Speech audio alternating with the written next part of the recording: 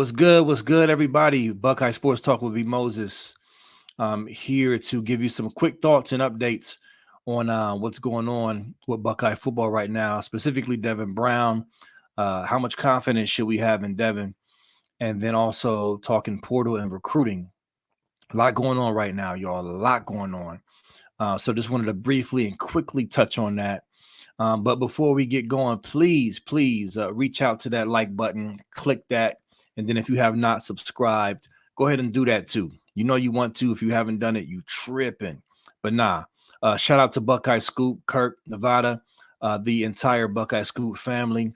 If you want great content, consider becoming a member of that great group, that great board. But yeah, so let me dive right in, y'all. So I wanted to talk about Devin Brown because he's our guy. He's our quarterback. That's who we need to rally around and get behind as we look for this matchup or look to this matchup against Missouri. I mean, how much confidence do we have in Devin?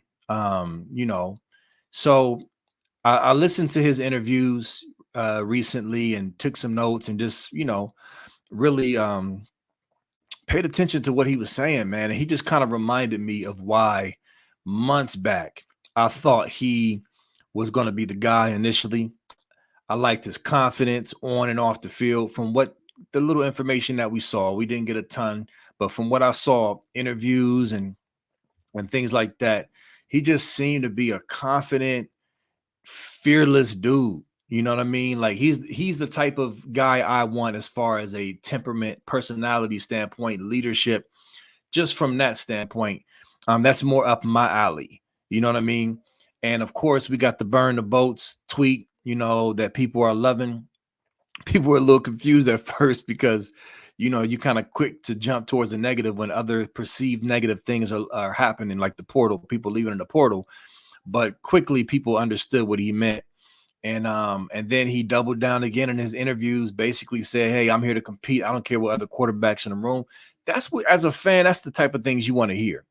So, and those are the things that, that kind of made me want to rock with him initially and why early on I thought he would win the job.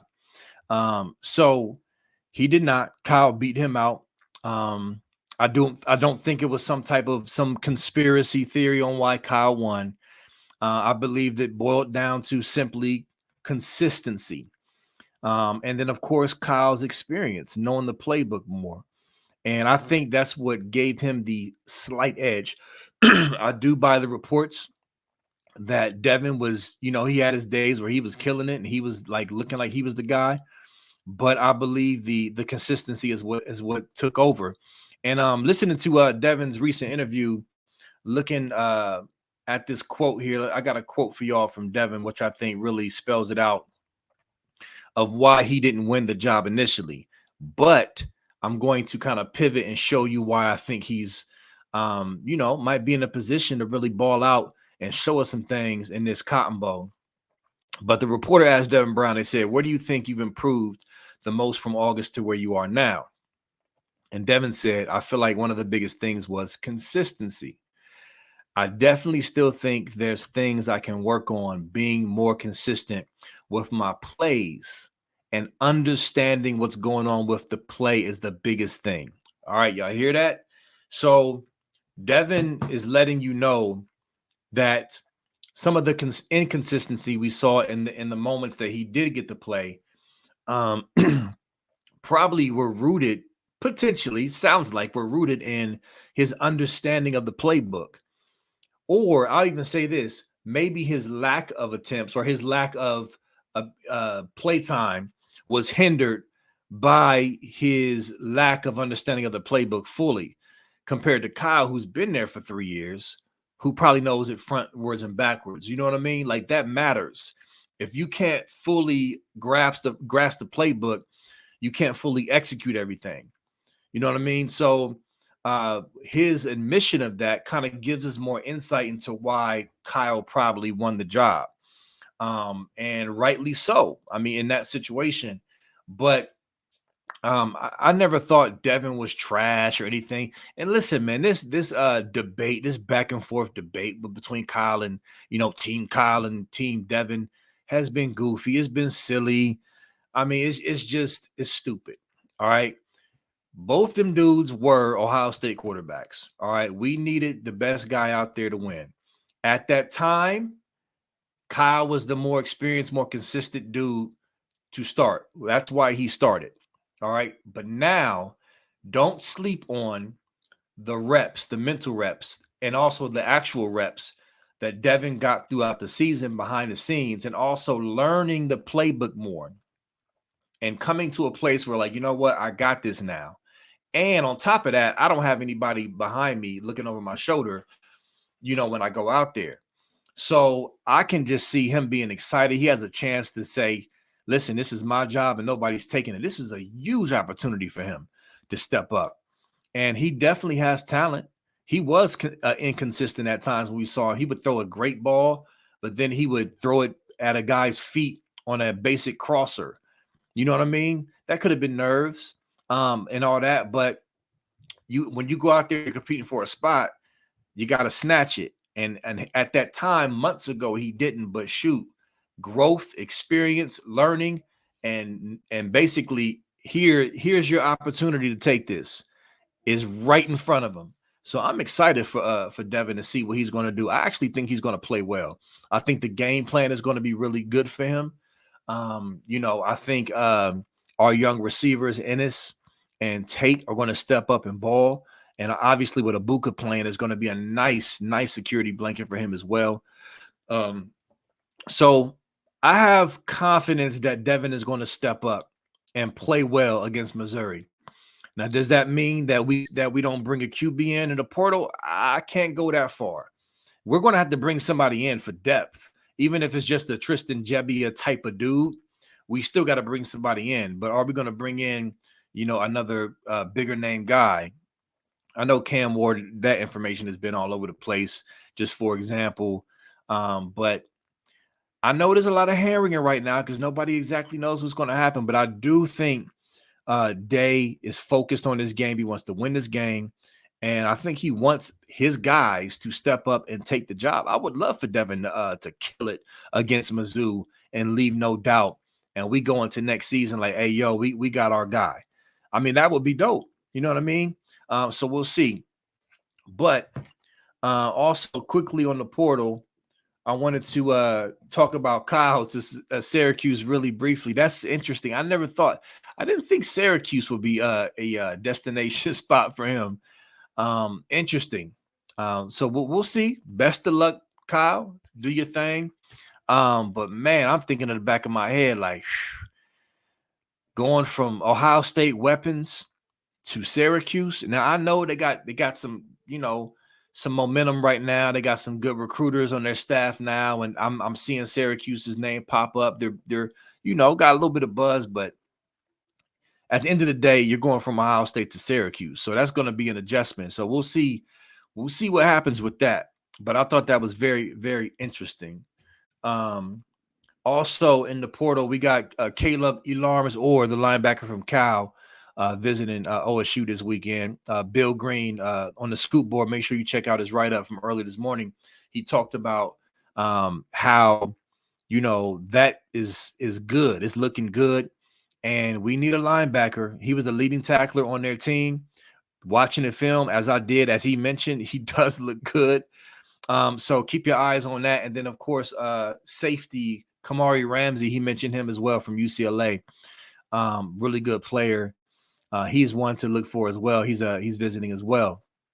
So there's some portal moves going on behind the scenes. I know there hasn't been a ton of, stuff going on besides rumors and a little bit of visits here and talks there, but there's some activity going on right now.